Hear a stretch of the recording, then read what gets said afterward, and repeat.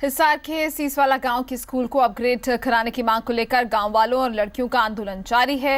हफ्ते भर से स्कूल पर ताला लगा है, पढ़ाई बाधित है। साथ ही गांव वालों का क्रमिक अनशन 7वें दिन पहुंच चुका है, लेकिन प्रशासन की ओर से कोई आश्वासन तक नहीं मिला।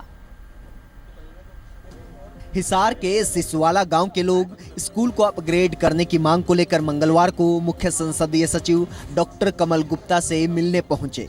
डॉक्टर गुप्ता के प्रतिनिधि को लोगों ने एक ज्ञापन सौंपा।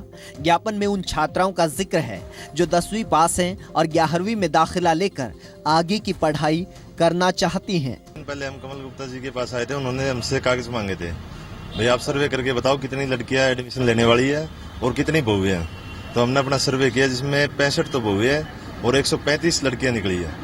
तो इसका हमारा 200 लड़कियां बनती है।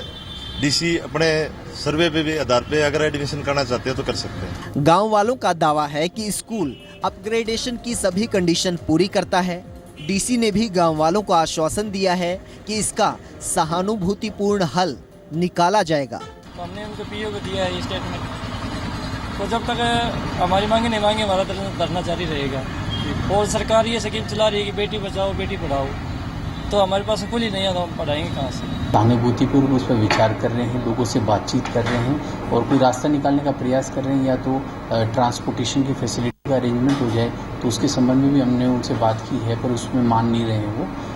तो हम प्रयास कर रहे हैं किसी न किसी तरीके से इस समस्या का समाधान निकाल सकें। गांव में 2 स्कूल हैं, इनमें 300 से ज्यादा छात्र छात्राएं पढ़ते हैं। हर साल 10वीं पास करने वाली गांव की छात्राओं में से 50% गांव में ही 12वीं तक का स्कूल ना होने की वजह से स्कूल छोड़ देती हैं। ललित शर्मा, जी मीडिया, हिसार।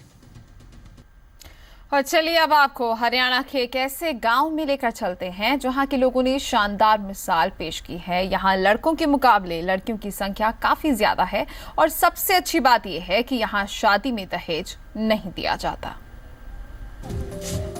हरियाणा में बेटियों के प्रति लोगों का नजरिया बदल रहा है। एक नहीं, 2 नहीं, बल्कि कई गांव की बेटियों को लेकर अच्छी खबरें आ रही हैं। करनाल का भी एक ऐसा ही गांव है, डेरा हलवाना। इस गांव में लिंग अनुपात प्रदेश के बाकी गांव से काफी बेहतर है।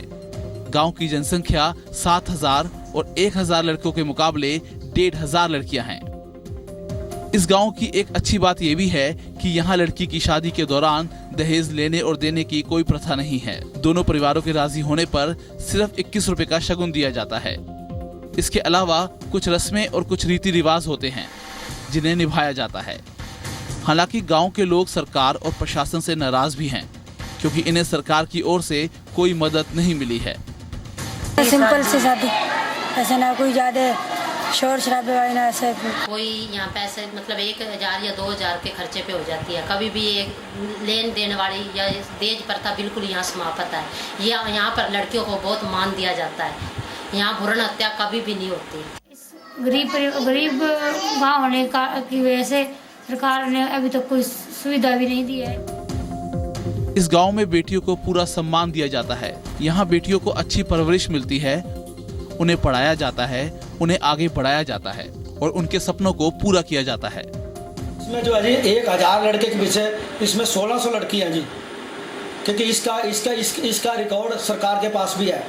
ठीक है, ये जब लड़की पैदा होती है तो इसको देवी का रूप देते हैं जी, और थालियों से मतलब उसका स्वागत होता है लड़कियों का जी। ये लड़की को देवी मानते हैं जी, हमारे घर में लक्ष्मी आई है। गांव के स्कूल में 708 छात्र पढ़ते हैं, लेकिन यहाँ भी लड़कियों की संख्या लड़कों के मुकाबले ज्यादा है। स्कूल में जहाँ 386 लड़कियां शिक्षा ग्रहण कर रही हैं, तो वहीं लड़कों की संख्या 322 है। एक गर्व की बात है कि हमारे पास लड़कियों की संख्या ज्यादा है। इसके पीछे कई कारण हैं। एक तो गांव वासियों का लड़कियों के प्रति लगाव, कह लीजिए लगाव है सर। और दूसरा, यहाँ कोई भ्रूण हत्या जैसी भी कोई ऐसी, मैं यहाँ 3 साल से हूँ, मैंने कभी नहीं देखा भी इस टाइप का कोई काम हुआ हो यहाँ पर।